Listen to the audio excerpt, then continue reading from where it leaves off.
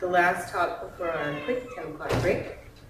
I would like to introduce Joe LaForest, my partner in crime at the Southern IPM Center, who's going to talk about freely available technology for responding to invasive species. And Joe, I'll let you go ahead and take it over. Thank you, and this should be interesting because it appears I did the widescreen version of the slides, so pardon the cropping. For a lot of us, we know that we're going to have invasive species. It's not a matter of if they're going to come in, it's when they're going to come in. There will be something else that pops up, either coming from overseas because of trade or because of just something that moved around a little bit, and it's still from the North American area, and well, it's just now wreaking havoc and being obstreperous. So we need to have some tools to deal with that. Everything I'm going to show you here, the word free is there. I mean it. This is free. If you want to use it, let me know and we'll help you out with that. All this is coming from the facilitation of innovation through technology. Thank you, Jim Van Kirk, for a very long title, FIT. The idea being that we've got this wonderful technology out there and we want to facilitate people using what's out there and available. And we can really provide some IT support to make that happen. This is a signature program of the Southern IPM Center. And the way I summarize this, because while I do love all the $5 words in that paragraph, technology so biologists don't have to.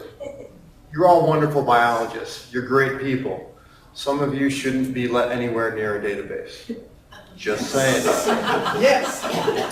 So we help provide the technology support so that you can actually focus on what you were trained to do, biology. Let us help provide the IT to make things actually work for you. So we have a number of different working groups in the southern region that have taken advantage of this over the years, focusing on new invasive pests that have come in. And this is just a small listing of them, from kudzu bug to tawny crazy ant, which started up last year, spotted wing Drosophila, which started up in 2013, sugarcane aphid and crepe myrtle bark scale, which we're still kind of working to get some of their stuff rolling, and two new ones funded in this year's enhancement grants, brown marmorated stink bug. Yes, there is a working group up in the northeast and north central. We now have one in the south, because the south, if you haven't noticed, is a little different from other parts of the country. And also one on southern pea, not as a pest, but as a complex around southern pea things. So these working groups have all, it's amazing to watch them go through it because they get to the same conclusions in the end. What does everyone want to know when you have a new pest? What is it? What does it look like? What does it do? Where is it? What's being done about it so I know it's just not the end of the world coming upon me? How do I control it? Who can help me with this? And occasionally, very occasionally, how can I actually help to move things forward? It's great when your stakeholders see that they are part of the solution, not just someone to receive wisdom from on high, which is what Extension often tries to provide. So with this, we've started looking at, well, it's the same questions every time. Why don't we kind of have a pretty standard template for how we move forward with this? And so that's where we focused a lot of what we work on with this whole FIT initiative. So we start with the content. We know we're going to need stuff for people to use in outreach. Without an outreach and extension program, it makes it really hard for people to know what's going on. So we start with some of the very simple stuff. Yeah, I know there's a laser pointer. There it is. For the raw materials, pest images, videos, the biology and control information, and news feeds. Find out what the latest updates are. And so we focused on some of these different types of content here. But then later we do get into compiled products. Once you have these raw materials, it's not too difficult to do some editing, patch it up, and put it into something that's actually usable. You can give to a county agent, you can give to folks and say, here, this is for your outreach program. You don't need to spend all that time prepping everything and finding how I'm going to do some Google searches for the next hour, find where I can find control recommendations, what are they saying, where is it currently at. Let's compile that and give it to the people that need to do that outreach. So with this, we've kind of focused on our content delivery systems. And you'll notice there's a heck of a lot of the word bugwood up there.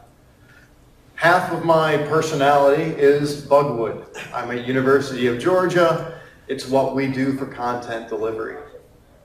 And if you've seen any image with a black tag in the lower left-hand corner, which is kind of butt ugly, that's the images that we have available, about 247,000 at this point.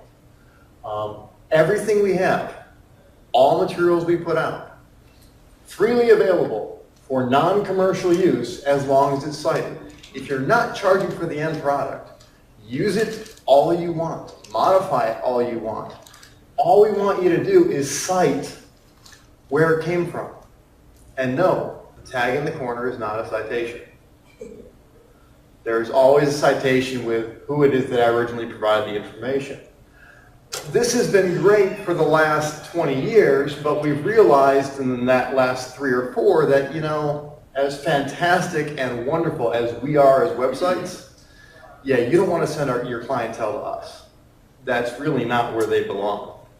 So we've made all the content now embeddable, and we are tracking it, because you need to know how much people are looking at this content.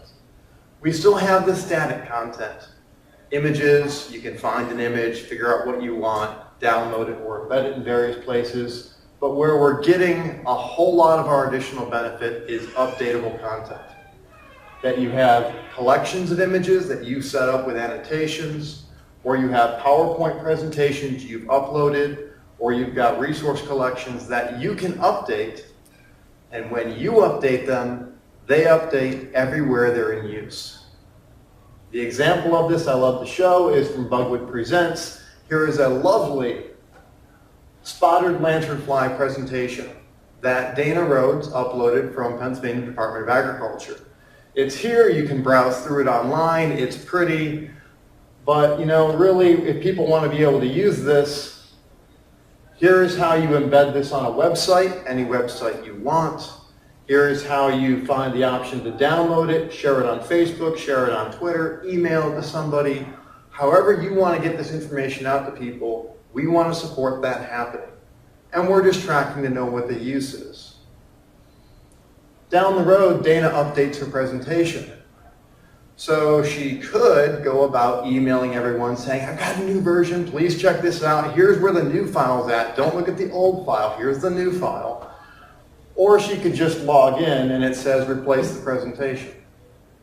She replaces the presentation. Anywhere it's embedded, the new version is up. She doesn't have to worry about telling people, well, go to the new link. There is no new link. There is the link. We're viewing this as a great way to be able to update content and make sure a consistent message regarding any pest control, any invasive species, is being delivered out to different audiences. So we've been having a lot of fun with the content, but the content only gets you so far. The content gets people to know what it is, more or less what's going on, how you can control it. The letter missing off this is digital reporting and verifier networks. That we really believe that if you're trying to deal with some of these invasives, you're at some point going to reach out to your stakeholders and say, you know what, I need some help. Tell me where you're seeing this thing. And I'm going to double check to make sure you're not nuts. But tell us where you're seeing it. We should make that as easy as possible. We're asking them to do us a favor. So no sense putting extra barriers in there. And when we report a species, they really need to have a clear line of communication. Where is this going to go after I report it? And these tools need to be something that cross boundaries. As much as we have tried to educate pests to respect our political boundaries, agencies, and who's maintaining what land, I haven't figured out how to speak bug yet. So we have to have systems that cross these boundaries to have all partners across all agencies and all roles working together. That is a sensitive thing. So with this, we're looking at a system that's called EdMaps. I know Bugwood is not in the title. It's still run by us. The purpose of this system was not to replace and make the universal system that covers everything. There is a wonderful fallacy out there that says, I can make a system that will meet everyone's needs. No. Everyone has some very good strengths they have in their programs. We've focused on aggregating data from other systems, not replacing them, and getting everyone to actually communicate about where they're seeing things. Some distillation of the data should be able to be seen by individuals, no matter who they are or what agency they're at. So we work through existing organizations and networks to bring everything together so that everyone can access that information and work with it. And through this, get a better idea of what's going on. So we do have a website that is powered by EdMap, which is the Southeast Early Detection Network. Because after we started getting data in from Forest Service, Fish and Wildlife, and Park Service, and Department of Ag, we had some people wanting to do some citizen scientist work and getting people to report things in. And many of the forms here were a little complex, and also we always had the problem of, well, you know, I was out in the field and I saw that critter, but now I'm back at home and my kids want to go play in the yard, and I'd really like a beer right now. So I don't know I'm going to go to my computer, log in, and fill out these forms for you. So we started going down the road of, you've got your smartphone with you. Your smartphone knows where you are better than you do. It has a camera. It has the ability to make notes. So with this, we have the Southeast Early Detection Network app for iOS and Android, made with a very simple concept. Let's give them the brief description of, here's what the pest is, and hey, here's what it looks like. And then give them a chance to report it. Very, very simple form. Different one for plants versus diseases versus insects versus wildlife, but as simple as can be to quickly take a picture, change the location, and even mark a polygon out if you're seeing a certain infestation. That's very important for when you're reporting pythons, because I'm not standing over the python to report it. And for some of our volunteer efforts, they wanted to know how much time people are out there looking for things. They fill out the simple report form, add some notes at the bottom. It's saved on their phone until they get to a place where they do have connectivity, for those of you who are out in the middle of nowhere, and they can send the reports in. We found the smartphone apps to be increasingly effective. This is number of reports we've been receiving into the system. Our web reports are the black bars. You can see we're getting reports from Android and iOS in excess of what we're getting from the web. Because we've had marketing, we've been pushing this across all of our apps to receive these reports. And we're getting about 14,000 reports a year. This is not just the Southeast. We have apps that are regionally based, because every region has a little different list of pests they're interested in. So this is how we're really driving folks to start getting these reports in and get things moving. This is wonderful. However, you just got 14,000 unverified reports into a system. Are you really going to throw that on a map? Are you nuts? No, we will not. So we have a hierarchy, and you've seen lots of maps like this, showing here's what happens when a report comes in. If it's regulated, the state agencies and federal contacts get into it. That's just how it has to be. The regulators do have a whole lot of important role to play in making all this happen. But for non-regulated things, for things like kudzu bug, that, well, it's moving, what are we going to do about this? We have folks on the species level, on location level, and project levels that have offered to verify reports as they come in.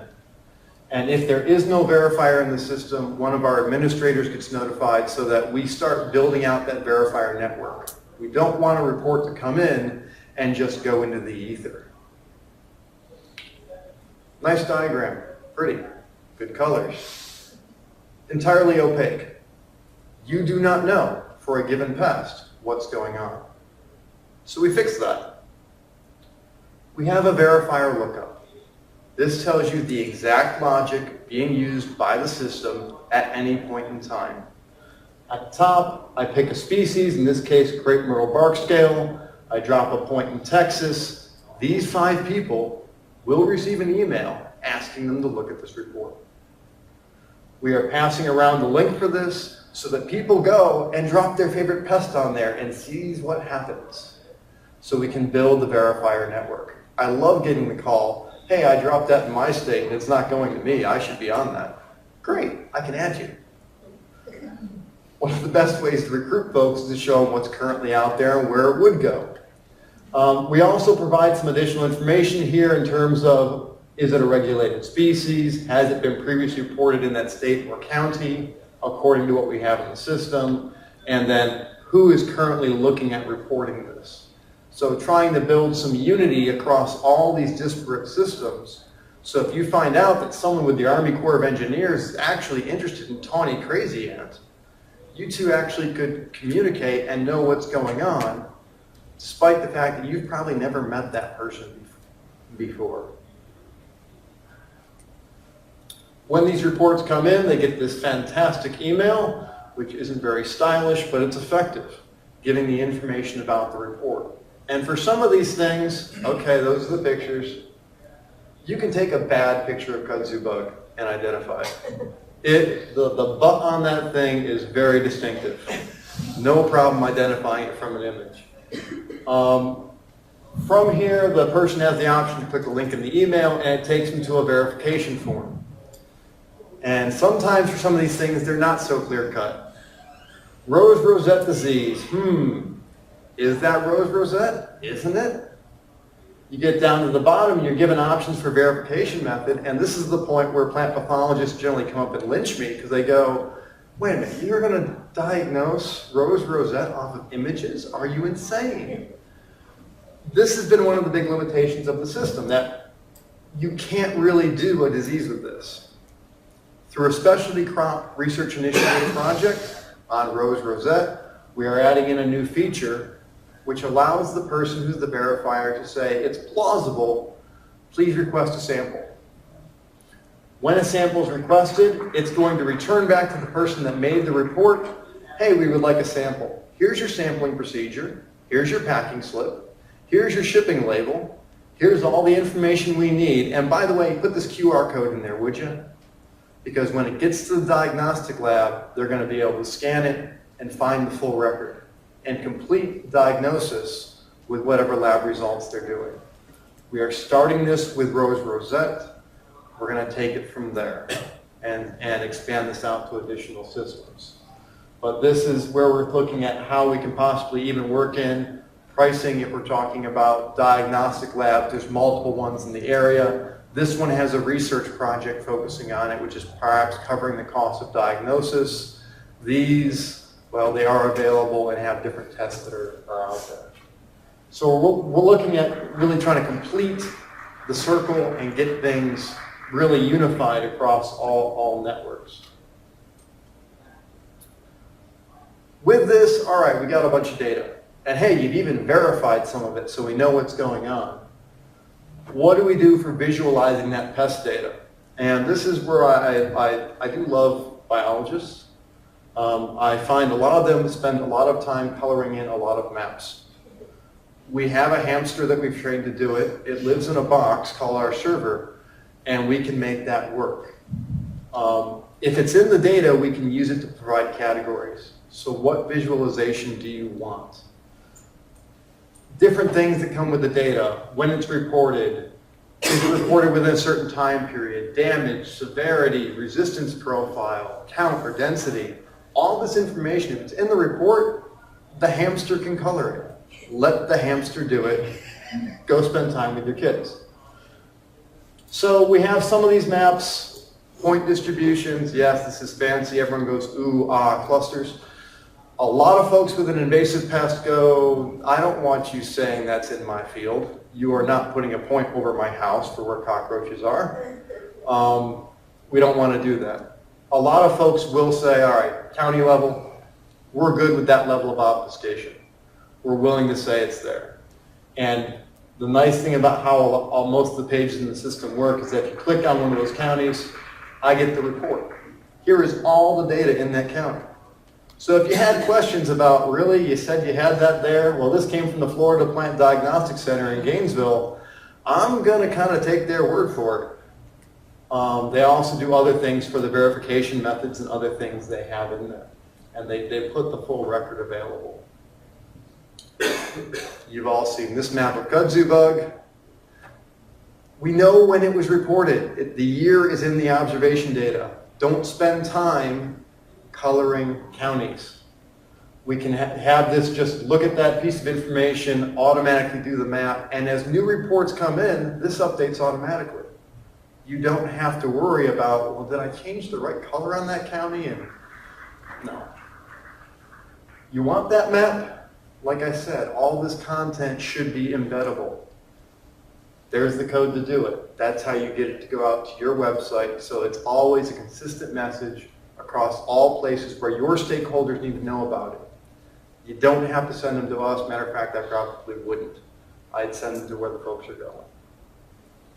And later down the road, you can get a little fancy with it when you start doing time series to show what's moving on. Just because it's a whole lot easier to let the computer crunch it out.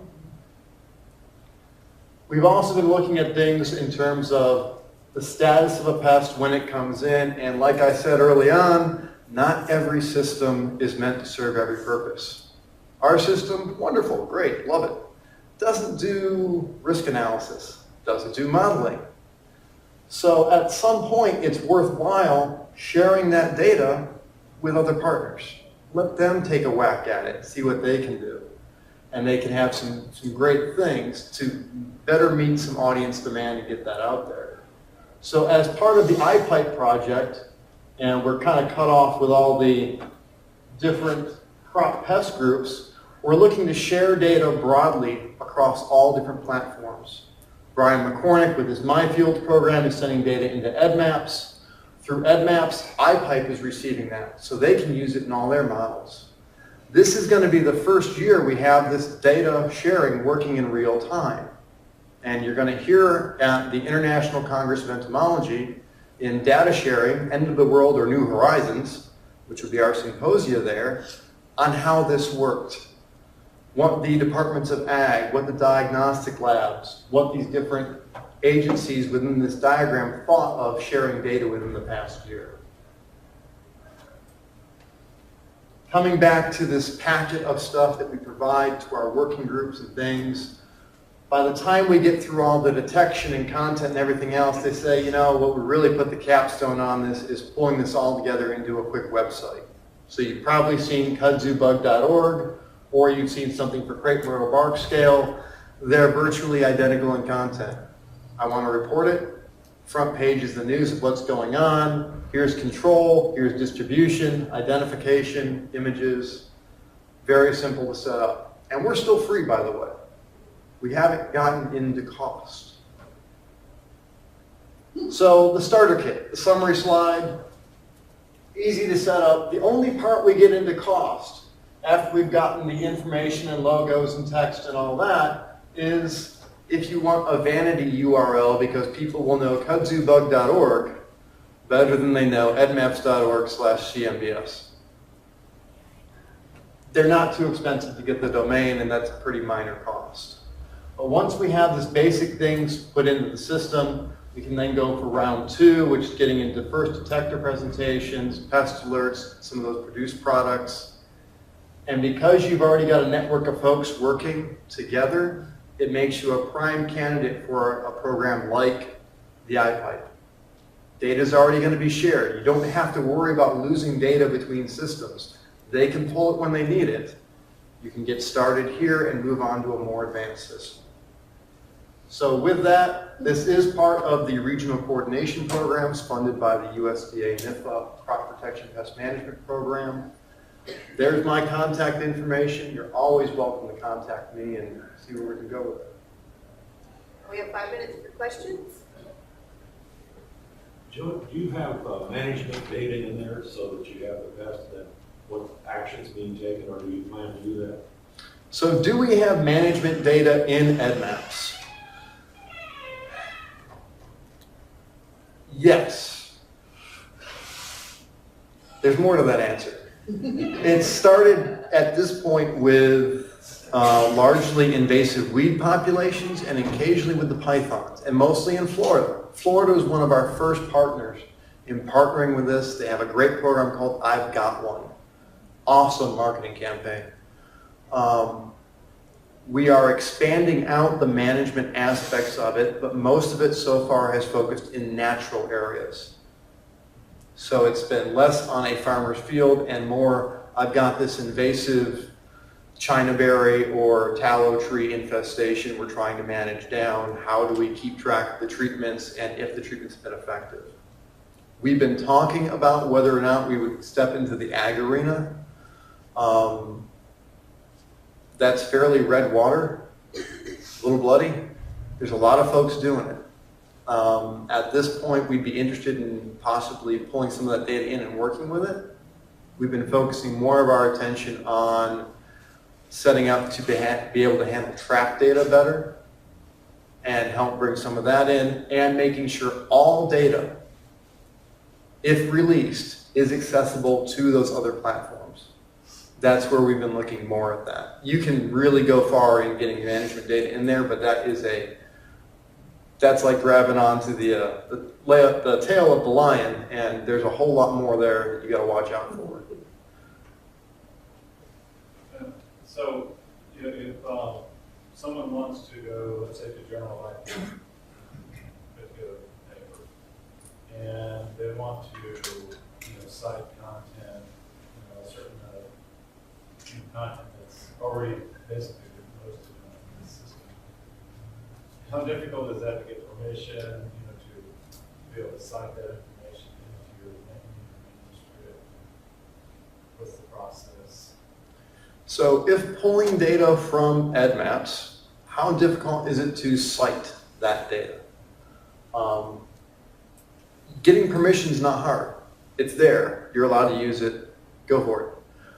Citation for it, we have a citation that we've developed, and I believe we have it on the website. If not, I'm going to make sure it's a little more prominent to make sure people are able to see it, including the dates that it was accessed and also the parameters of your query, because there are many advanced query tools on there that let you narrow down, well, I only want to see this pest in this host in this state. So that someone could replicate what you did would be important. Other questions? We do have time for one more question. On verification, I can picture different scenarios where you want to verify every time it's submitted from an area. The first time it's submitted, possibly allow someone who submitted a sample to submit again without verification. Is that done case by case? Who makes that determination? I can see people arguing over a single situation. I want it every time. How's that handled? So verification and all the nuances of repeated things coming in, it's been there for a while, what goes on with that. We have many lively discussions. One of our more recent lively discussions has been in regards to, I'm not going to say resistance, but I'm going to say performance failures. That if you're recording that in the database, you can't say we have verified resistance until someone's actually gone out and tested it. There are several things we're looking at in the system in terms of, well, I don't necessarily need you to verify that data. Certain folks can come in, query it, who are administrators or involved with research projects, or ask, and we'll do that query on the data that isn't publicly available and say, in this area, there are these many unverified reports that keep coming in, and we've never had good verification there. That sounds like great justification for a grant. And so we're going to start providing some different ways to get some queries of the aggregate, not disclosing the actual data, but saying where stuff there's a lot of unverification and some work could be needed. We have had plenty of discussions about, well, I'm the expert for kudzu. Why do you have to verify my reports? So far, we've still required that because we've even had cases where someone was the expert for something, but they didn't realize their phone was using their GPS from out in the parking lot. So they just reported crepe myrtle bark scale in the middle of a 2-acre parking lot, and there's no trees there. So even sometimes it's nice to have a check just to make sure that it's in there. There's all kinds of scenarios that come into it, and there are plenty of exceptions to the rule. But this has been pretty decent for at least the workflow majority of stuff